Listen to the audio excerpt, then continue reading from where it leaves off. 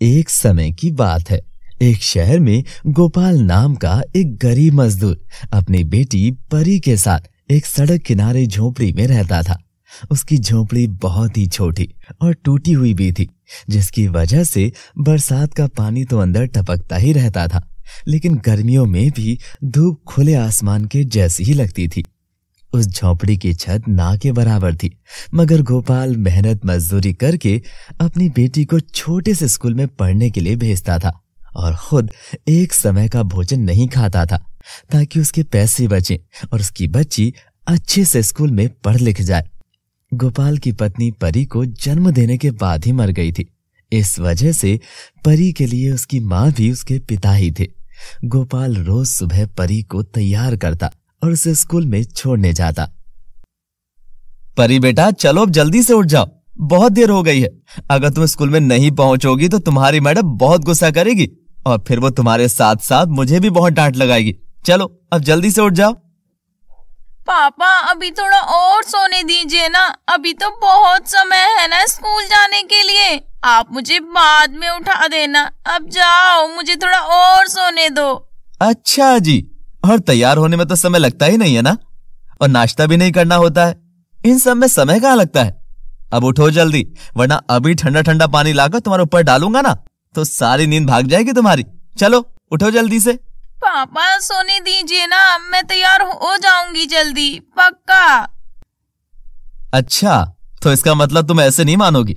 रुको, मैं अभी नल से पानी भरकर लाता हूँ, फिर तुम्हारे ऊपर डालूंगा ना, सारी नींद भाग जाएगी तुम्हारी। रुकिए ना पापा, मैं उठ तो रही हूँ, आप कहीं मत जाइए पानी लेने, तैयार हो तो रही हूँ। हाँ, अब आई ना लाइन पर। परी पानी के डर से उठ जाती है और स्कूल जाने के लिए तैयार हो जाती है। वो जल्दी जल्दी से नाश्ता करती है और फिर गोपाल उसे छोड़ने के लिए स्कूल चला जाता है और स्कूल छोड़कर वहां से वापस आता है और अपने काम पर चला जाता है। पूरा दिन मेहनत मजदूरी करके गोपाल को दिन की 150 रुपए दिहाड़ी मिलती थी। जैसी भी थी, दोनों का जीवन कष्ट में भी अच्छे से कट रहा था।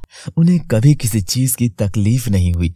वो हमेशा खुश रहते थे और कभी भी अपनी गरीबी को लेकर रोया नहीं करते थे।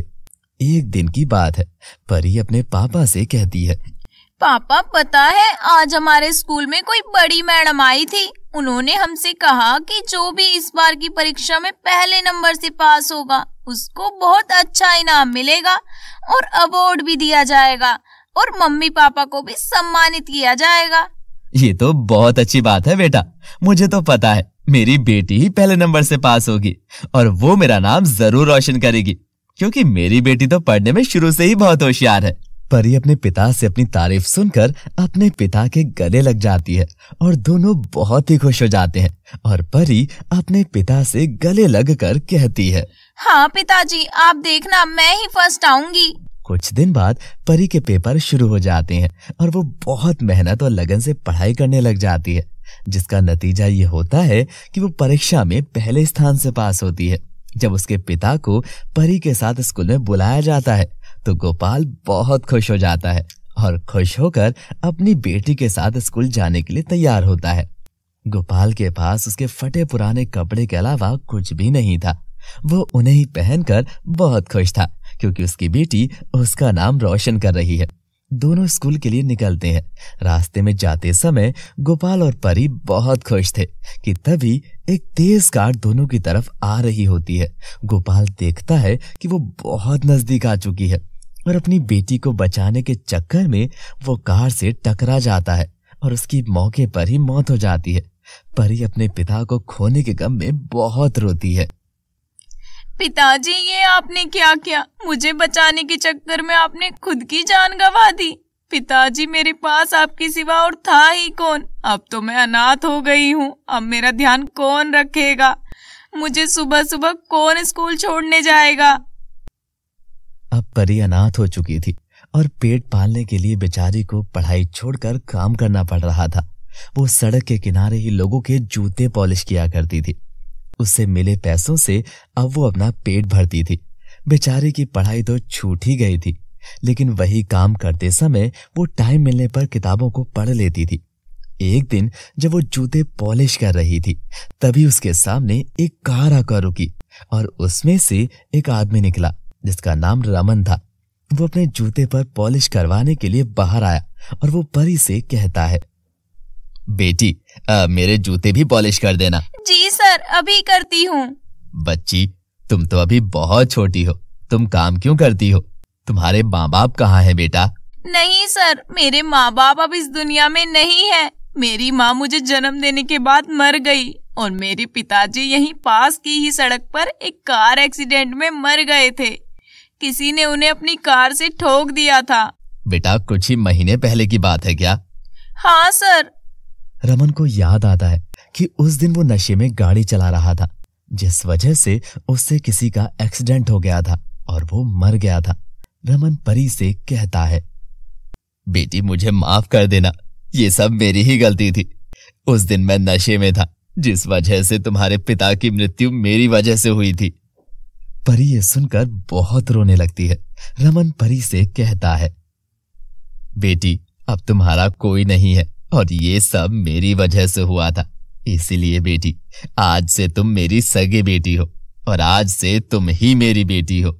अब से तुम अनाथ नहीं हो। मैं तुम्हारा ध्यान रखूंगा, बिल्कुल तुम्हारे पिता की तरह। परी ये सुनकर रोने लगती है और रमन परी को अपने साथ अपने घर ले जाता है। मैंने देखा बेटी, तुम्हें पढ़ने का बहुत शौक है।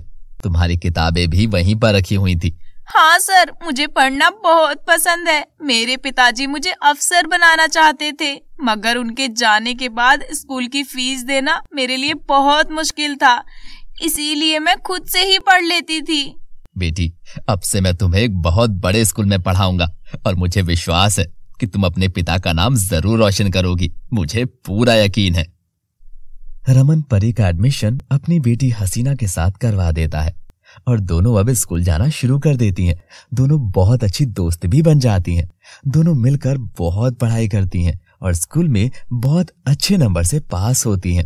ये देखकर रमन को बहुत अच्छा लगता है और वो अपनी गलती पर बहुत दुखी भी था, जिसका पछतावा वो परी का सारा खर्च उठाकर उसका ध्यान रखकर भी नहीं चुका सकता था।